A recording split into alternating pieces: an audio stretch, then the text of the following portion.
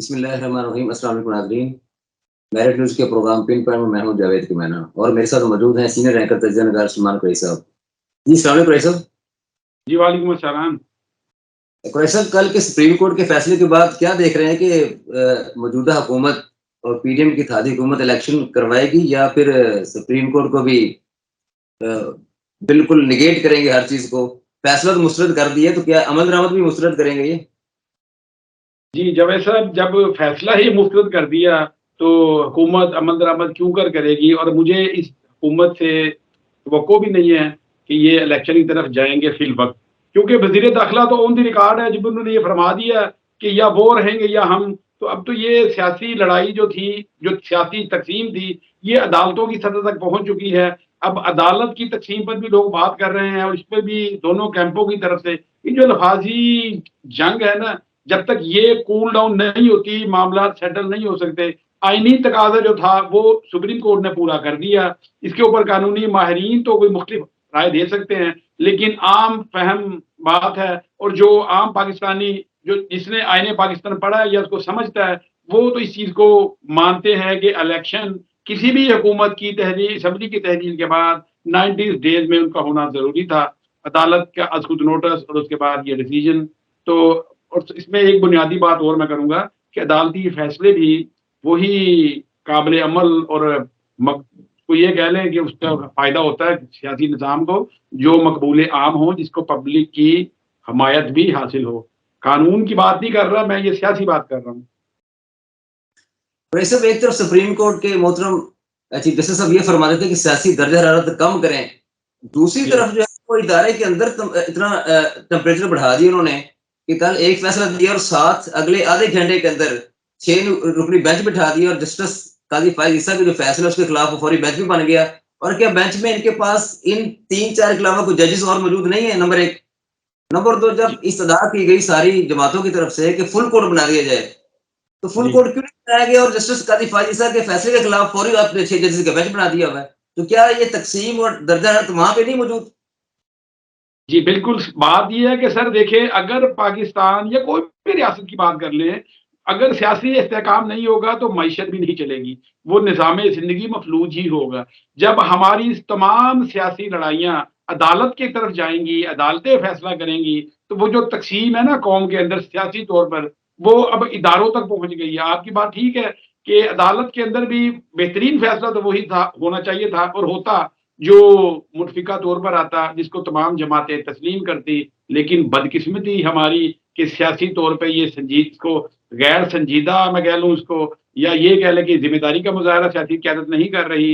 اور جہاں تک آپ نے بات کی ہے کہ فل کورٹ، دیکھیں اس کے بارے میں تو قانونی طور پر دیکھنا چاہیے کہ آیا چیف جسٹس کے پاس یہ اختیار ہے کہ وہ فل بینچ بنانے کے پابند ہیں یا وہ اپنی مرضی سے اس کو تشکیل دے سکتے ہیں؟ تو یہ جو ماضی کی روایات ہے اور جو قانون کا تقاضا ہے اس کے مطابق تو جہاں تک میں سمجھتا ہوں چیف جسٹس نے جو ایکٹ کیا انہوں نے قانون کے مطابق ہی کیا ہے۔ اب رہ گیا معاملہ فل کورٹ بن جاتا، اس میں یہ تھا کہ پھر یہ جو بھانت بھانت کی بولیاں بولی جا رہی ہیں نا، اور آپ اور میں بھی اب سوال و جواب میں بیٹھے ہیں اس چیز کو لے کر، یہ چیزیں ختم ہو جاتی اور وہ فیصلہ جو تھا اس پہ پھر منوعن عمل کروانا آسان تھا۔ آج جو صورت حال ہے، ادھر چیف جسٹس نے ایک فیصلہ دیا، اس کے بعد پھر بینچ تشکیل دیا، آپ نے بات یہ کی ہے، تو آپ یہ بھی تو دیکھیں کہ اجلاس قومی کابینہ کا اجلاس ہونا تھا، وہ ڈیلے کیا اور حکومت نے بھی یہ فیصلہ آیا ہے، اس کے ساتھ ہی کوئی قانونی ماہرین سے رائے لینے کی ضرورت محسوس نہیں کی گئی، اس کو یکدم یک آواز حکومت نے مسترد کیا ہے۔ تو یہ ساری جو تقسیم ہے یہ گہری سے گہری ہوتی جا رہی ہے، اور پاکستان کے لیے، جمہوریت کے لیے یہ کسی بھی صورت میں یہ بہتر ٹریک نہیں ہے جس پہ ہم چلتے جا رہے ہیں۔ صاحب، میری اطلاعات ہیں کہ جس دن فیصلہ ہونا تھا اس سے ایک رات پہلے محترم چیف جسٹس صاحب جو ہیں انہوں نے اپنی لابی کے 7 ججز، اس میں 8ویں نہیں پہنچ پائے تھے، میں نام نہیں لیتا، 7 ججز جو ہیں ان کو سپریم کورٹ میں بٹھا کے ایک درجہ حرارت چیک کیا کہ کیا اگر میں ان پر مشتمل بینچ بنا دوں جو سارے میرے اپنی لابی کے ہیں، تو ان میں سے کل کو کوئی میرے ساتھ یہ نہ ہو کہ ہاتھ ہو جائے اور وہ کوئی فیصلہ میرے خلاف دے دے یا میرے فیصلے سے اتفاق نہ کرے۔ اور اس کے بعد ان کو سمیل ہوا کہ ان 7 میں سے بھی میرے ساتھ جو ہے وہ میرے اپنے ساتھی کچھ نہیں ہوں گے، تو آ جا کے وہ 3 کے اوپر ہی قائم کیا گیا۔ دوسری بات، آپ نے دفاع کی رپورٹ کہا سیکرٹری دفاع کو کہ صبح آپ سپریم کورٹ میں رپورٹ جمع کرا دیں. رپورٹ کھول کے دیکھیں آپ نے اس کا مطالعہ بھی نہیں کیا, مشاہدہ بھی نہیں کیا, اور اس کے بعد آپ نے فیصلہ بھی سنا دیا ہوا ہے. کیا یہ فیصلے قانون اور آئین کے مطابق ہیں؟ دیکھیں اس کا بہترین جواب تو قانونی ماہرین ہی دے سکتے ہیں. دوسری بات کہ یہ کہا جائے کہ فیصلہ حق میں آئے گا یا خلاف آئے گا, سر قانون کے طالب علم تو یہ جانتے ہیں کہ فیصلہ کسی کے حق میں یا خلاف نہیں ہوتا, فیصلہ ہوتا ہے قانون کے مطابق. جب قانون کے مطابق فیصلہ آئے گا تو وہ کسی نہ کسی کے فریق کے خلاف تو ہوگا. آپ باخبر ہیں, آپ کی بات کو میں ڈینائی نہیں کرتا کہ کیا معاملات وہاں چلے ہیں, لیکن میرے علم میں ایسی کوئی چیز نہیں ہے. اور سب سے بڑی بات, میں بہت محتاط, اور آپ سے بھی یہی گزارش کروں گا کہ عدالتی معاملات میں یا یہ جو ایکسرسائز چل رہی ہے کورٹس میں, اس کے بارے میں کم از کم ہم جو سیاسی لوگ ہیں یا جن کا میڈیا سے تعلق ہے, تو ہم رائے ذرا دیتے ہوئے محتاط رہتے ہیں, کیونکہ ہم اتنے طاقتور نہیں ہیں کہ اس پہ علم کے حوالے سے بھی اور ویسے بھی کوئی رائے دے سکیں. باقی رہا معاملہ, یہ کوئی بات ہے کہ دیکھیں یہ تقسیم ہی ہے جو عدالت میں بھی نظر آ رہی ہے. ویسے ہمارے لیے سارے ادارے جو قومی ادارے ہیں وہ بڑے محترم ہیں, قابل احترام ہیں, لیکن یہ ڈیبیٹ آپ کے نیشنل چینلز کے اوپر چل رہی ہے یا آپ کی سوشل میڈیا کے اوپر چل رہی ہے, آپ کے ملک کے سینئر صحافی بھی اس کے اوپر ڈیبیٹ کر رہے ہیں. تو میرا خیال ہے جو حق بات ہے وہ کرنی چاہیے, اس میں کوئی اتنا ڈرنے کی ضرورت بھی نہیں ہے. یہ تھوڑا کہ قانون جو ہے وہ اندھا ہو کے چلے. میں ایک سوال آپ سے کروں گا کہ 63A کی اگر تشریح ٹھیک کی ہوئی ہوتی اور وہاں پہ سپریم کورٹ کے محترم ججز یہ نہ کہتے کہ پہلا فیصلہ غلط تھا, آج ہم نے لکھا ہے ری رائٹ کیا یہ ٹھیک ہے, تو پنجاب اور KPK کی اسمبلیاں ڈیزالو نہ ہوتی. دوسری بات, یہ قائن میں لکھا ہوا ہے کہ اگر آپ نے ڈسکوالیفائی کرنا ہے لوگوں کو جنہوں نے انحراف کیا ہے منحرف اراکین کو, تو آپ ان کا ووٹ بھی کاؤنٹ نہیں کر رہے ہیں. ووٹ کاؤنٹ کرنے کے بعد تو آپ ان کو ڈسکوالیفائی کر سکتے ہیں, لیکن یہ کیسے آنے میں لکھا ہوا ہے کہ آپ ان کا ووٹ بھی کاؤنٹ نہ کریں اور ڈسکوالیفائی بھی کر دیں. یہ بحران محترم چیف جسٹس صاحب کو سپریم کورٹ کا ہی پیدا کیا گیا ہوا ہے. جی دیکھیں یہ بات تو بڑی سادہ سی ہے جو آپ نے کر دی, اور عام فہم بھی ہے کہ کوئی جرم ہوگا تو اس پہ اس کا ٹرائل ہوگا. ایک بندے نے ووٹ کاسٹ نہیں کیا تو اس سے پہلے اس کو اس کی نیت کو اس کو بھاپ کے کہ یہ ایکٹ کرے گا, لہذا اس کو بین کر دیا جائے یا اس کو ڈسکوالیفائی کر دیا جائے. یہ آپ کی بات ٹھیک ہے سر. یہ پھر وہی بات ہے کہ قانونی دلیلیں جو ہیں یہ عدالت کے سامنے رکھنی چاہیے اور عدالت کو ان کو سننا چاہیے. اس کے بعد جو فیصلہ آتا ہے اس کو لوگ قبول کریں گے. میں نے پھر وہی بات کی ہے کہ سب سے پہلے آپ کمیانہ صاحب اس بات پہ کیوں نہیں غور کر رہے کہ یہ سیاسی قیادت کی جو نااہلی اور یہ تقسیم جو انہوں نے اتنی معاشرے میں سیاست میں کر دی ہے کہ یہ تمام چیزوں کو چاہتے ہی یہ تھے کہ اتنی خرابی کی طرف لے جائیں کو اداروں میں پہنچ جائیں, اور جا کے جب ادارے فیصلہ کریں گے آپ کے آئینی ادارے, تو پھر وہ فیصلہ ایک کو قبول ہے دوسرے کو نہیں ہے. پھر آپ کی اور میری ڈبیٹ, اور پھر وہ میڈیا کا آپ نے حوالہ دیا. سوشل میڈیا تو چھوڑ دیں, سوشل میڈیا میں شتر بے مہار, وہاں تو نہ کوئی کنٹرول ہے نہ کوئی یہ سوچتا ہے کہ میرے ان الفاظ کا اثر کیا ہوگا. یہ جو میں تحریر دے رہا ہوں ریاست پہ اس کے کیا اثرات ہیں, سیاست پہ کیا اثرات ہیں, وہاں تو ہر بندے کی اپنی مرضی ہے اور وہ لگے ہوئے ہیں.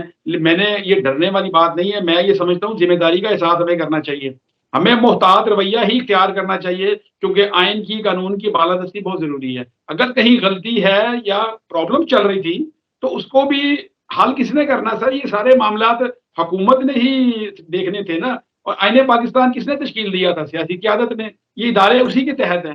تو اداروں میں جب خرابی ہے, میں اس ساری خرابیوں کی آخری وجہ پھر اس نیت کو ان سیاستدانوں کو قرار دوں گا جو پاپولیرٹی تو رکھتے ہیں, جو اقتدار کو اپنا حق تو سمجھتے ہیں. اداروں کو ٹھیک کرنا وہ اس طرف توجہ نہیں دیتے. جب سیاسی معاملات ادھر نکل جاتے ہیں پھر ہم اداروں کو بھی لپیٹ لیتے ہیں, پھر ان پہ تنقید بھی شروع کر دیتے ہیں. تو یہ مجھے بتائیں کہ پھر یہ باتیں کدھر جاتی ہیں؟ یہ ڈر والی بات نہیں ہے. بات یہ ہے کہ خدا را ہمیں یہ دیکھ لینا چاہیے, سمجھ لینا چاہیے کہ سیاسی قیادت کو نہیں پتا کہ الیکشن کب ہونے چاہیے, اس ٹائم پر ہو جاتے. اسمبلی بدنیتی پہ ٹوٹی ہے, میں اس پہ کوئی شک نہیں ہے مجھے بھی. ایک سوال کا جواب دیجیے گا. ہم بات کر رہے ہیں موجودہ سیاسی قیادت کی. اگر ہم ماضی میں چلے جائیں تو جو جوڈیشری ہے یہ ایک ملک کا پلر ہے, ریاست کا ایک بڑا ستون ہے, بڑا مضبوط ستون ہے. بھٹو سے لے کے آج تک آپ نام گنتے جائیں, چلے ہمارے دور میں ہماری زندگیوں میں چیف جسٹس جعلی شاہ صاحب کو لے لیں, آصف سید صاحب کو لے لیں, افتخار چودھری صاحب کو لے لیں, ثاقب نثار صاحب کو لے لیں, اور پھر یہ اب جو چیف جسٹس صاحب بیٹھے ہوئے ہیں, سارے کے سارے متنازع فیصلے کرتے ہیں. اور ہمارا ریاست کا یہ جو ستون ہے اگر وہ اپنے آپ کو درست نہیں کرتا تو سیاستدان کیا کریں؟ سر دیکھیں آپ مجھے بتائیں سپریم کورٹ تشکیل کیسے پاتی ہے؟ وہ ان کو درست ہم نے کرنا ہے نا. پھر میں ایک بڑی معذرت کے ساتھ ایک بات کروں گا, میں ہر چیز کو سیاسی اینگل میں دیکھتا ہوں. آپ یہ دیکھیں جتنے چیف جسٹس تھے یا جسٹس تھے ان کو سب سے زیادہ سیاست میں اکاموڈیٹ کس جماعت نے کیا ہے؟ آپ نام لے دیں اس کا. انہوں پھر نے سپریم کورٹ میں تقسیم کا ذکر ہوا ہے, آج بھی تقسیم ہے. ایک پہلا بھی دور تھا جب وزیر اعظم نواز شریف سے تب بھی تقسیم ہوئی تھی, تب بھی حملہ ہوا تھا. تو سر اتنے سالوں کے بعد عمران خان نے پاپولرٹی کس بات میں گین کی ہے؟ یہی چیزیں لی ہے نا انہوں نے کہ یہ خرابیاں درست کرتے ہی نہیں ہیں اور ہو نہیں رہی. ایک عرصہ گزر گیا, بار حکومتیں بھی چینج ہوئی, یہ سب نے اپنا اپنا حصہ ڈالا.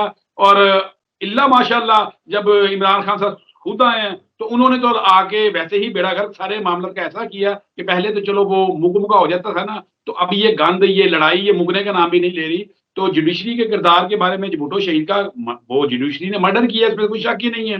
لیکن وہ کون سی جوڈیشری تھی؟ وہ جنرل ضیاء الحق کے ماشاء اللہ کے تحت تھی. اس پہ تو ہم کیا سوال کریں. اسی طرح پرویز مشرف کے ایل ایف او دیا, افتخار چودھری صاحب تھے ماشاءاللہ, ان کا ضمیر جاگ گیا جب ان کو ہٹایا گیا. اس سے پہلے جب مشرف صاحب آئے تو ان کا ضمیر نہیں جاگا. پھر یہ قوم ساری نکل پڑی. میرے بکلا حضرات محترم, انہوں نے اتنا بڑا جلوس اور اتنا بڑا پریشر بلڈ کیا کہ آصف علی زرداری صاحب جو ہے نا وہ گفتگو کم کرتے ہیں لیکن ان کی فہم و فراست کا میں قائل ہوں. انہوں نے یہ بات کی تھی کہ یہ سیاسی جج ہے. تو یہ چیزیں اس وقت ہم کیوں نہیں دیکھتے تھے؟ اب موجودہ حالات خراب ہیں. حالات یکدم خراب نہیں ہوا کرتے, سانحہ یکدم نہیں ہوا کرتے, اس کے پیچھے بہت لمبی ایک پرورش کی جاتی ہے چیزوں کی.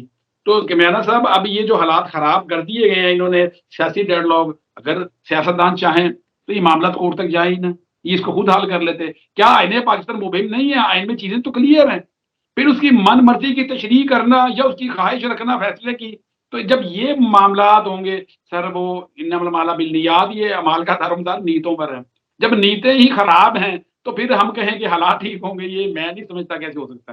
جی آخری سوال آپ سے کہ کیا 14 مئی کو الیکشنز ہوں گے پنجاب کے اندر؟ کیونکہ ابھی تک سپریم کورٹ جو ہے وہ صرف پنجاب کے حوالے سے جاگی ہے, کے پی کے حوالے سے سوئی ہوئی ہے. بڑا دلچسپ آپ نے فکرہ استعمال کی ہے, جاگنا سونا.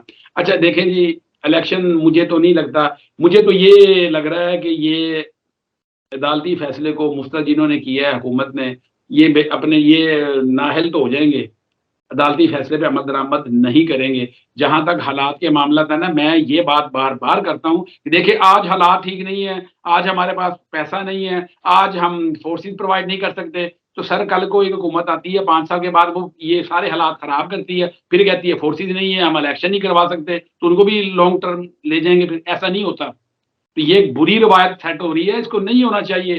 آئین پاکستان قومی اسمبلی میں جو موجود ہے نا حکومت, اس کو تو 1 سال کی ایکسٹینشن دیتا ہے. تو سر لیکن آپ یہ دیکھیے کیا قومی اسمبلی مکمل ہے؟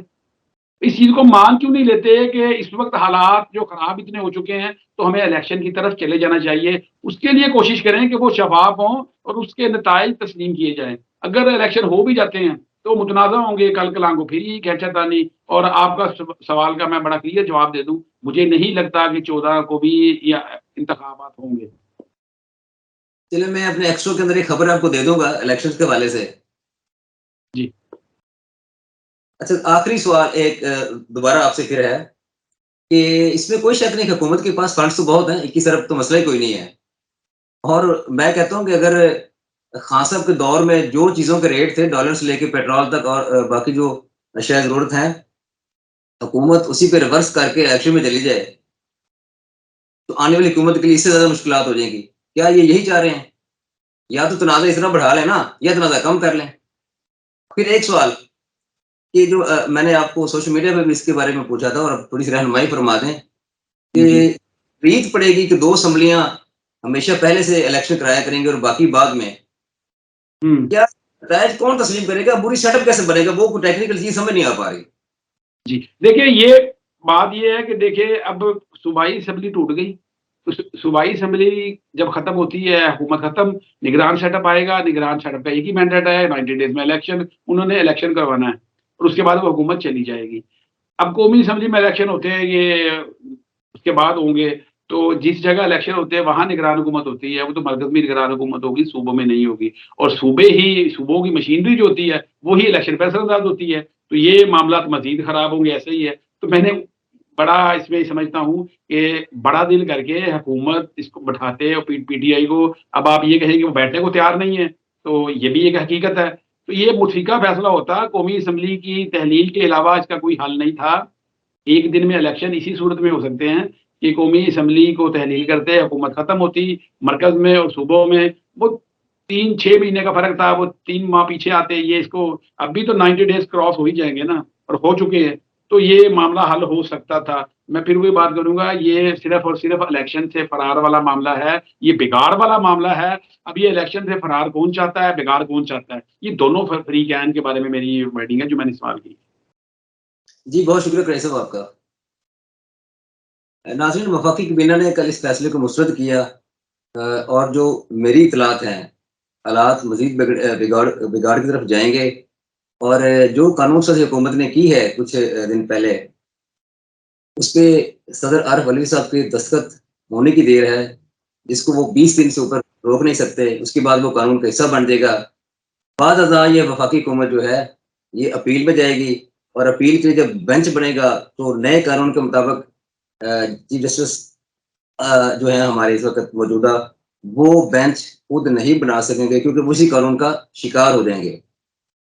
तीनों बाकी जो जजेज़ हैं तारिक मसूद साहब और काज़ी फ़ायज़ी साहब, वो बेंच बनाने में बैठे होंगे, फिर हुकूमत अपील के अंदर जाएगी और मैं समझता हूँ कि ये जो फ़ैसला इलेक्शन का है, ये दोबारा विथड्रॉ हो जाएगा। अगले प्रोग्राम तक के लिए इजाज़त दीजिए। अल्लाह हाफ़िज़।